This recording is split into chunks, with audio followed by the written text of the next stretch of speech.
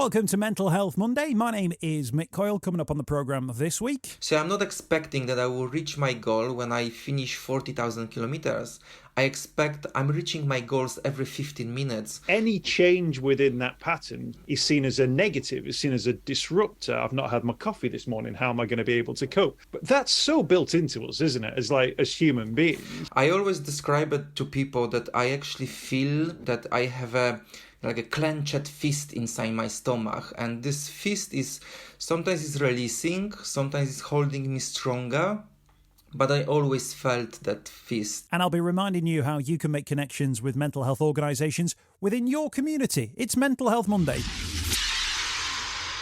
The home of the UK's conversation about mental health. Welcome to Mental Health Monday. My name is Mick Coyle. At mid-August 2022, and it's been a strange one this week because it's been absolutely scorching at the time of recording.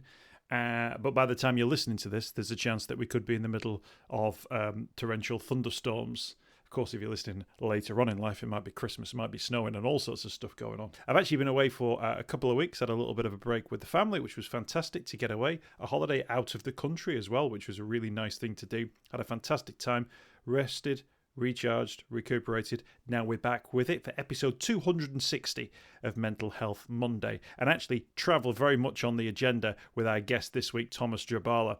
Now, Tomasz is originally from Poland, has been living in London, but he's about to go global with this incredible challenge to run the equivalent of the circumference of the globe.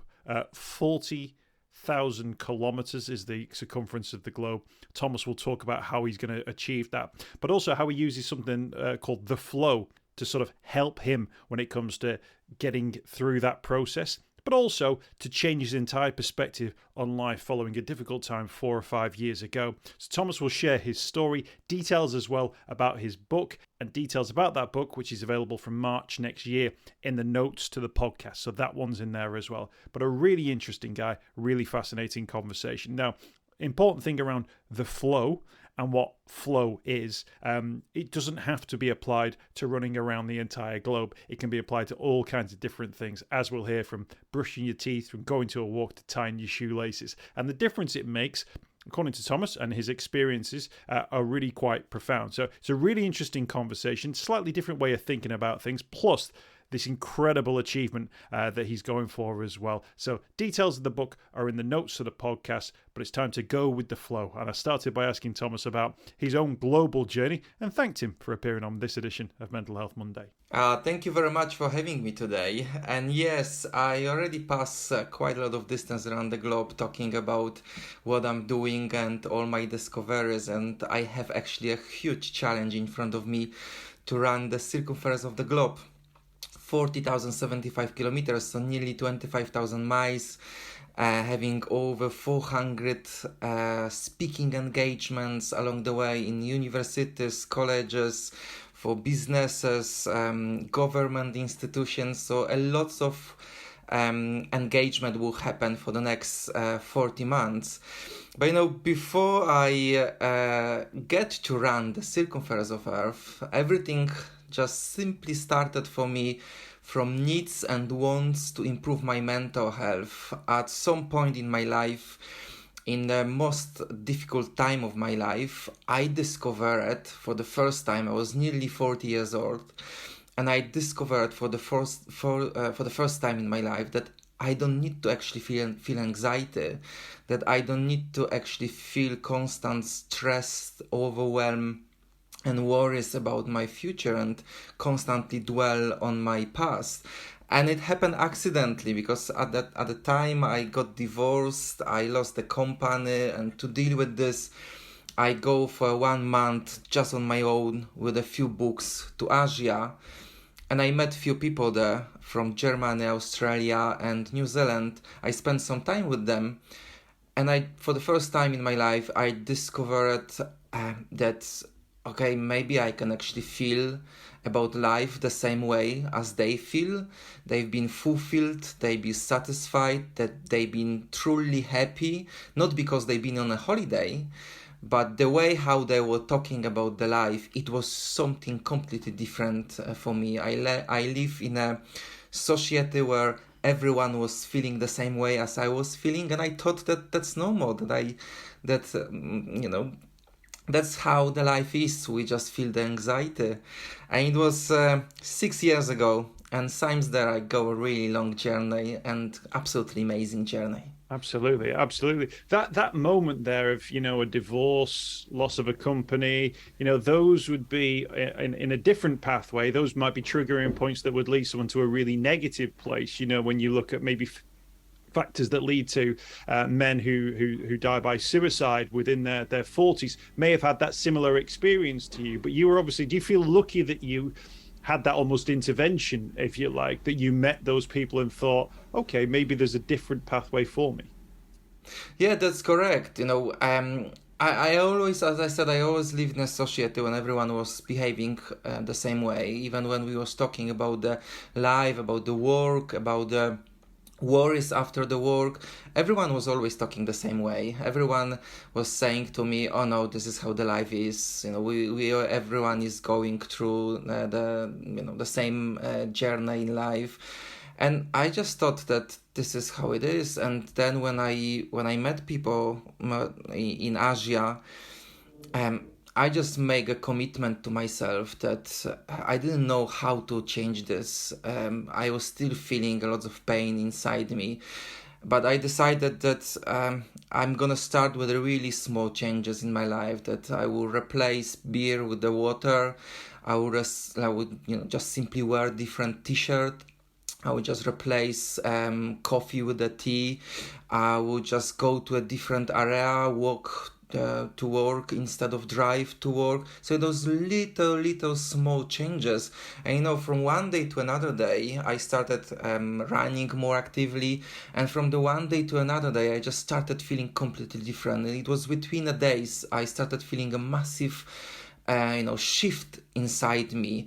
I always describe it to people that I actually feel since really early childhood that I have a clenched fist inside my stomach, and this fist is sometimes releasing, sometimes it's holding me stronger, but I always felt that fist like it's literally squeezing me inside. And when that stress was a bit higher, that fist was squeezing me really inside. Or when I get with my businesses, when I get to the certain level, and actually it was the chance that the business would become successful, that fist was really squeezing me inside, and it didn't allow me to make another move, to the level that at some point I was really literally lying down on the floor and wasn't really able to even pick up my phone or respond to email. And then the businesses was collapsing, and from the next few days I was feeling okay again. Then I was starting something new, getting again to the certain level, and it was happening exactly the same. And back there in Asia, I realized that I'm following some sort of the pattern when I was talking with those people. And I get really curious. I started learning a lot about this, reading, and I managed to change this. Yeah, that's really interesting. And actually, that idea of the clenched fist inside you, I think that's a really good example. I think a lot of people will relate to that, and it will resonate with people as well. Let's just talk through some of those changes. By the way, beer to water is obviously quite a big change in terms of both socially and obviously cutting out alcohol as well. But sort of coffee to tea is a little bit less caffeine. The walk to work is a little bit healthier. But I've got to ask you about the t-shirt. You change your t-shirt. What was people can see if you stop drinking, that obviously has a profound impact on your health. But what was the difference about like the clothes that you wore? What was the thing you noticed? You simply starting thinking different way, and after replacing coffee with tea and lots of other small things, I just noticed that when I'm changing something, later I learned about this, that when I'm changing something, I'm healing myself. I didn't know about this before. I think I discovered this about 1.5 year ago when I started writing my book. But basically, when you change anything in your life, you are breaking your old patterns of behaving, of feeling, of emotional patterns. And it actually doesn't matter how how small are the changes and what kind of the changes, you are still healing yourself. You're still starting thinking different way. You're starting behaving different way. You're starting feeling better. And then it just promotes you to apply more and more changes. I changed actually completely my clothing. I changed my hairstyle. I even started changing the way it was the results of of those small changes that I even starting changing the way how I talk, with what sort of the people I start engaging. It didn't happen like from one day to another. I never was like a big drinker of alcohol, but the beer after the work was pretty much normal, 5-6 times per week. Probably most of us, maybe not most, but many people do this, going for a drink after the work. And it wasn't like I changed it from the one day to another. It was some effort to change this. But once you start making little changes, actually the bigger changes are much, much easier in life. This is exactly the point that I was hoping that you come to, that idea that change is difficult. Change in anything. If you change your breakfast cereal, you suddenly think, oh, what we don't normally have this, or you're like little change. It feels like it disrupts, doesn't it, what people consider to be their flow, consider to be, well, this is just the way I've always done things. The exact moment that they get up in the morning, the time it takes for them to brush their teeth and get the kids to school, like any change within that pattern is seen as a negative, is seen as a disruptor. I've not had my coffee this morning, how am I going to be able to cope? Yeah. And I think that's so built into us, isn't it, as human beings? It's the fear factor that keeps people in negative relationships, because I don't know what my next home will look like, or I don't know what in a job that you don't like, because you don't know how that's going to impact, how you're going to travel there, how you're going to get there, how am I going to feel about it, what if I don't know anyone? Those sort of bigger changes are all sort of part of that conversation around being confident to make little changes, or feel like you can make changes without the fear factor that comes around it. Yeah, that's correct. And the way how applying those little changes in my life, how all of this directed me is absolutely amazing. As I said, I was struggling with anxiety, stress, and overwhelm for most of my life, until I was almost 40 years old. Now I'm 44. But until almost 40 years old. And it was blocking me to the level when at some point I couldn't, as I mentioned, I couldn't move, I couldn't do much in my life. At some points my mental condition was, get to the point when I could read the entire page 10 times and I still didn't know what is on the page. I still didn't understand the page, and I didn't know, I couldn't repeat the page, what was on a page.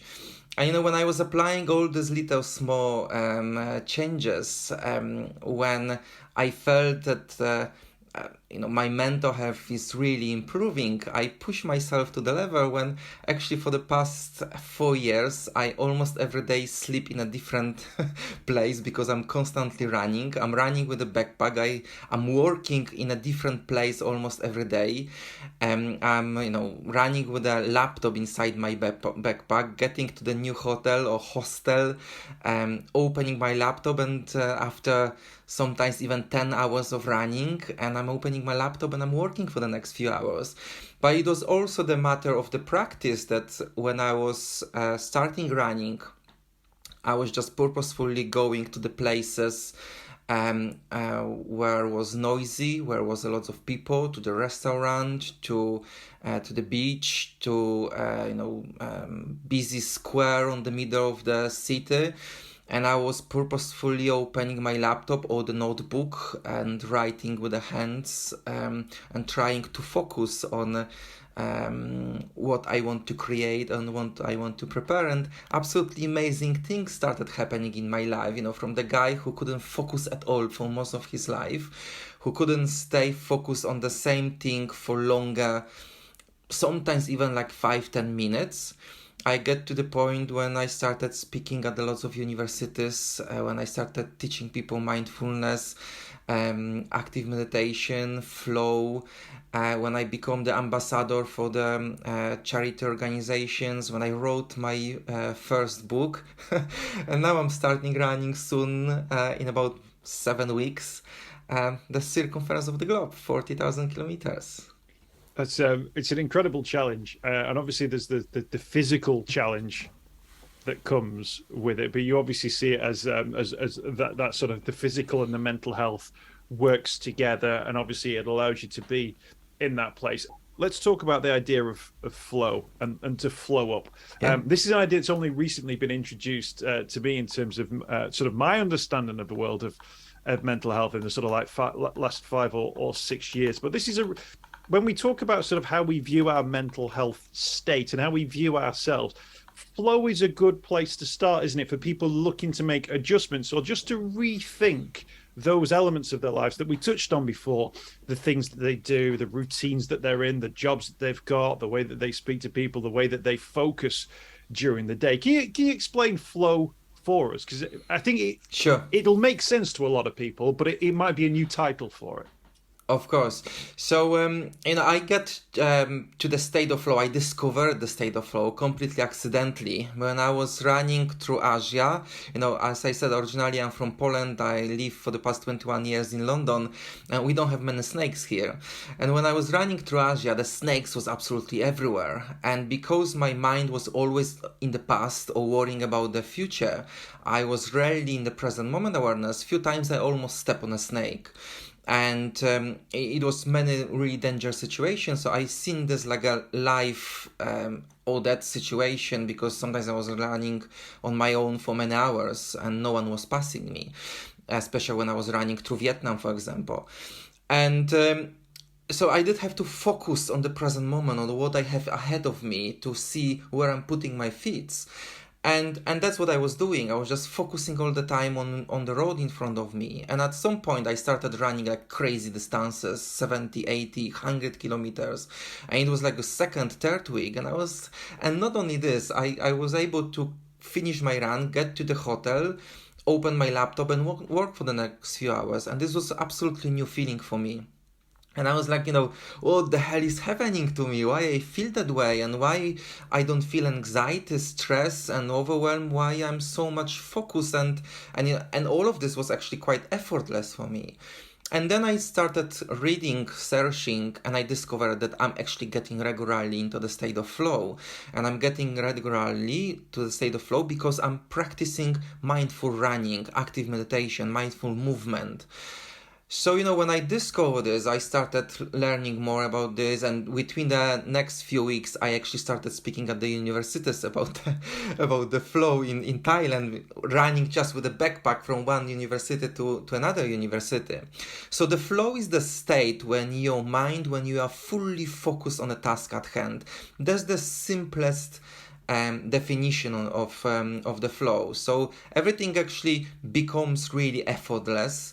But we have to remember that the flow is built on automation. So we cannot just simply, it's not happening with the fingertips and you're getting into the state of flow. If you want to achieve flow in any aspect of your life, you have to go through the struggle first. You have to go through the time when you have to learn this, when you have to master the subject. And then when you master the subject, you can actually start getting into the state of flow. This is what happens when I was running. But for me, started from running. Then I converted this to all areas of my life. But obviously you don't have to be a runner to get into the state of flow. Anyone around the globe can achieve the state of flow. You don't have to even be the sport person to get into the flow. You can do this, while cooking, while dancing, while having sex, while writing, while reading, while listening to music. We can have a flow now when we have the conversation. So, it's all those moments when things become for us really effortless, enjoyable. And for example, you do something and the 5 hours pass like 5 minutes and you don't even know that you don't even feel the hunger. You don't need to do anything at all. You just focus on the task at hand. That's a really good example of it, because I think from the mental health point of view, people talk about it in terms of, and you mentioned there, mindful walking, where you're not thinking about what you're going to do when you've got to where you're going to go. You're concentrating on your steps, you're looking at the floor, you're looking at your feet, you're looking at the world around you. All you're thinking about is that moment. You get into that flow. And actually, you've described it there in a way which I think people will have had experience where, if they've got like an essay to write, and they've done the research and they've got it all in front of them, and they start typing and it's difficult, but then suddenly they just get into a little bit of a rhythm. Next thing you know, an hour and a half's gone and they've written 5,000 words, and someone comes and knocks on the door going, do you want to come and get some tea? And you go, no, I'm in the flow. Like you experience that, but you've got to earn the right to get into the flow and sort of create that opportunity to get into the flow. But it's interesting as well that from a time frame point of view, when you're running, 100 kilometers, when you're running the circumference of the globe, you've got to think on your feet, because you've got, snakes you've got to deal with, and so on and so forth.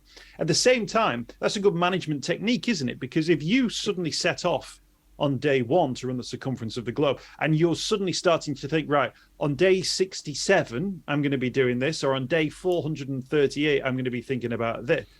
Your brain wouldn't be able to, your head would explode, wouldn't it? Because there'd be too much to think about. And actually, just to get in the flow and just go, well, actually, the most important step are the next 10 steps, is the next one step. And as long as that next step comes, the flow is a good survival technique, isn't it, if we apply it in the right way? Absolutely. When I would think about running 40,000 kilometers, there's no way I will get out of the bed today. The 40,000 kilometers, I'm calculating to pass this distance in 40 months. But it's just the way how you later divide, and it's my knowledge about the flow, because like last year I read the 24 books on the subject, and I write my own book. So this is the way how I'm actually constructing my entire days, not only for running, but for absolutely everything what I do. So I create high flow lifestyle, and this is actually what I teach people. So I can give you the example on my running, that 40,000 kilometers which I will do. So that 40,000 kilometers is divided on 4 stages: United States, Asia, Arabian Peninsula, and Europe. So now I'm not thinking about the 40,000 kilometers. I think about stage number 1, which is United States. But then I have 2 sons in London, and obviously they need those fathers, so I need to see them. So we have 5 half school breaks in the United Kingdom. So it's actually divided that every 5 weeks I have a 1 week break to see them. So now I don't think about the entire distance for the first stage. I think about the nearest 5 weeks. But it's a 5 weeks, so actually it's going down to 1 week. So I have to pass 300 kilometers. Then Monday, Tuesday I'm running. Wednesday I have a off for recovery. Thursday, Friday I'm running. Saturday and Sunday I have a day off. So now I'm thinking only about the 75 kilometers a day, 4 times per week. But those 75 kilometers, I'm not even thinking about this, because those 75 kilometers are divided on 15 minutes chunks. So I'm focusing only on the nearest 15 minutes, or 2.5 kilometers, which is roughly 2,500 steps. And it's tricky at the beginning to for your mind to wire your mind this way, because when you wake up and when you want to go for a run and you're saying to yourself, oh, I'm going only for 15 minutes, your mind is obviously saying to you, no, you are going for 10 hours, you want to run 75 kilometers. But then I'm saying to myself, I always treat my mind as a separate organ, like a person next to me, not like it's something between me. I'm saying to my mind, No, mind. We're just going for 15 minutes and then we're gonna see what's gonna happen, if we're gonna run another 15 minutes or not. And what is actually happening is that with the time and practice, if you keep repeating this to yourself, your mind is starting stopping resistance. Is not resisting this anymore. Is not you are not saying to yourself any longer, oh no, it's 10 hours. You are fine, it's 15 minutes. And what is happening? After 15 minutes, you reach your goal.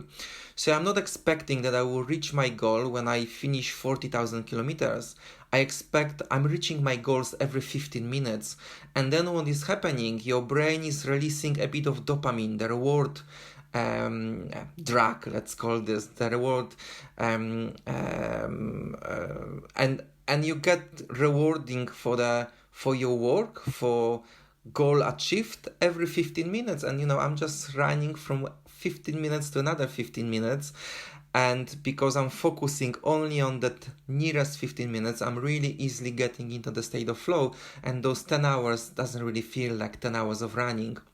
And with absolutely everything what I do, I work that way. We've spoken on the podcast before about the benefits of running and physical activity. One of the things that I've only just started running in the last couple of years. The thing I'm not trying to run around the globe, but actually that thing you've just described, we described in the previous episodes of the podcast around, we call it the next lamppost, the street light, whereby you run and you think, I'm not going to be able to make it, but if I can run to the next lamppost, I can then think, all right, okay, well, I got there. Maybe, well, let's just try and get to the next lamppost. And it's a good way of sort of treating and then, like you say, and I never thought about it from a dopamine hit point of view, that you get to the lamppost, you go, and your brain goes, that was great, on to the next thing. Because if you suddenly go, I'm going to run 5K, or I'm going to run 15K, or I'm going to run a marathon and just set off, your body will kind of go, well, you're not really prepared for this.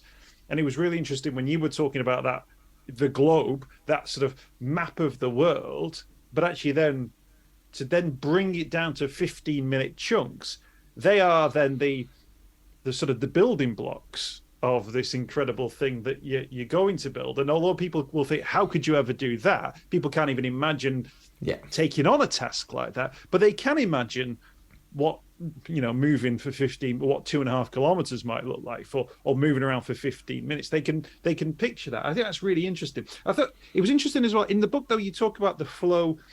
Let's pick an example of brushing your teeth. So you've got the flow of the world becomes a series of 15-minute chunks because you can make it work through the flow. But how does the flow work when you're brushing your teeth or tying your shoelaces? Because I know you're keen to sort of get people to think about it in those terms too. Flow can exist only in the present moment awareness, and if we implement, when your full focus is on here and now, we can create conditions for flow by implementing a small mindfulness exercises to our daily life. And our brain is learning by the repetition. So if we repeat those mindful exercises to several daily activities, daily routines, eventually this is directing us to the state of flow. It doesn't mean that we're gonna get to the state of flow when we tie our shoes or when we brush our tooth, but because we will implement mindfulness to those little activities for 2, 3, 4 minutes a day, we can start getting into the state of flow regularly. We can start creating those conditions, and because we are pushing ourselves and our mind to exist in the present moment awareness, we are also removing the flow blockers, because all those, up to 70,000 thoughts a day, which we have in our life, in most of the humans have in our lives, those are actually the flow blockers. This is preventing us from the getting into the state of flow, because if we respond to those thoughts which we have, and we are doing different things that we want to actually do, then we are pushing ourselves away from the state of flow. So I'm teaching people how to implement mindfulness to a little tiny activities, and because it's difficult for every human to make a change, as we discussed at the beginning, if you implement mindfulness to already existing activity which you already do, is much easier then. So I'm teaching people how to be mindful when you brush your teeth, so to focus on the smells, on sensations, on the brush or on the move, or to focus on the lacing your shoes, or to focus on preparing a coffee, on smells and on flavors again, on walking to your work, etc. And slowly this is building up the conditions when we, for example, get to the work, sit down to our laptop, and then we can actually get to the state of flow, because since the morning we was mindful, we was creating those conditions for flow. The book is called Flow Up, Get Rid of Anxiety, Stress and Overwhelm, Unlock Focus, Creativity and Joy. Tomasz Drybala is the author, and it's out in March 2023 at the start of this incredible journey. Just to sort of wrap up the conversation, Tom, I wanted to ask you about sort of when people are in the flow, they're changing the way that they maybe think about their world. And when you think about the world, you think, what am I doing later? What did I do before? How do I look forward? How do I look back? Can I ask you, when you've sort of done something in the flow, does it help you then look back to it? Because I feel like maybe sometimes people don't want to just give themselves to a moment, because they feel like although they're invested in that moment, they feel like it doesn't have a long-term benefit to them. But what is the long-term benefit that allows people to look back at something that they did in the flow? Because I think that's one of the crucial things that people will go, well, I need to think about all these other things because that's how my world is existing, and so on and so forth. But actually, you're in a good place to maybe explain then, if you do go into the flow for a day, for a walk, what does your brain do to allow you to look back at that walk and remember the things that you saw, and the views and the sensory experience that you had? Sure. So, the first thing is that usually when we are in the state of flow, we don't really know about this, that we are in the state of flow. Actually, when you're getting out of the state of flow, then you are like, oh, I was in the flow. And then you check your watch and maybe even few hours pass, and you don't even know actually what you was doing. So, what is happening in the flow is that in our subconscious mind, often during the flow, we solve a lot of problems, and because we solve the problems subconsciously. So when you work on some kind of the difficult task, subject, something big, massive project, and you go for a run, like in my case, and I'm running for the few hours, and for example, I'm finishing the work in the evening, and I get stuck with something, writer's block or whatever I was doing, and then next day I'm going for a run for a few hours. I usually run in the morning when I'm running the challenges. Then when I'm sitting to the computer, it's like, I don't really think about the subject which I finished day before. I don't really think in the morning, but then I'm sitting to the computer later, and it's just flowing. It's just, the words are just, the ideas are just there. And then I'm instead of spending 10 hours in front of laptop, I'm spending, for example, 2 hours, because everything is already sorted in my brain. So the research shows that when we are in the state of flow, the productivity is increased even by 500%. The skills, learning skills by 490%, the problem-solving skills by 430%, and our creativity increase even by 700%.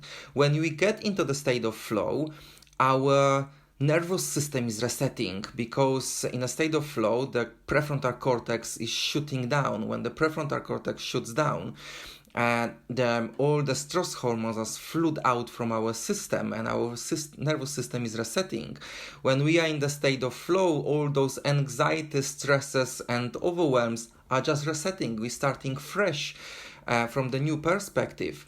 when we are getting into the state of flow and the prefrontal cortex is shutting down, our sense of self is resetting also. So we are literally getting out of our way. We stop doubting ourselves. We stop criticizing ourselves. And again, when we finish the state of flow, we are starting from zero. This is how, I started actually speaking at the universities, because I didn't doubt myself any longer. It was, I was just running with a backpack from one university to another university in Thailand, in place when, I didn't even know if they speak in English when I was going to the university. But I just literally get completely out of myself. The risk taking is going up. Because when you don't doubt yourself, you're just not saying, "Oh, I cannot do it. I'm not good enough." So that's a lot of positive things which are happening to you in a long term. Yeah, we've talked a lot on the podcast about sort of the mind sort of resetting, defragmenting, getting the files back into the right order. And it's interesting that sometimes people get that through running, or sleep is obviously a really good thing for that. But this idea that can be introduced into people's everyday lives is really, really fascinating. Now, Tomasz, your website has got a link to the book, and when it's out in March 2023, at the same time, you've got this epic journey that you're starting as well. So we wish you all the very best for that. That's going to be absolutely huge. People can follow you on social media as well, I'm presuming, to see sort of the journey, which I think is going to be really fascinating to see too. So thank you so much for your time. Thank you for joining us on Mental Health Monday. We're hopefully going to take the flow with us, and we hope the flow is with you when you embark on your incredible journey, and when the book's out next year too. Thank you so much, and I hope that many people will join me running along the way of my running route. I hope you've enjoyed this week's podcast. Thanks for checking out Mental Health Monday. My name is Mick Coyle. You can find me on Twitter at Mr. Mick Coyle. You can also find me, Mick Coyle, on Facebook as well. Don't forget, if you want to speak to somebody about your mental health, you can do so. The Samaritans, free to call on 116 123. You can find mental health services where you are. Just look for the Hub of Hope. Type in your postcode. It'll find those mental health services close to you. And for support in a crisis, you can text SHOUT to 85258. That's if you're experiencing a personal crisis, you're unable to cope and need support. SHOUT to 85258. That's a text line. Do get involved in those services. In an absolute emergency, always remember the number to call is 999. Thanks for downloading the podcast this week. We'll be back next week with more Mental Health Monday.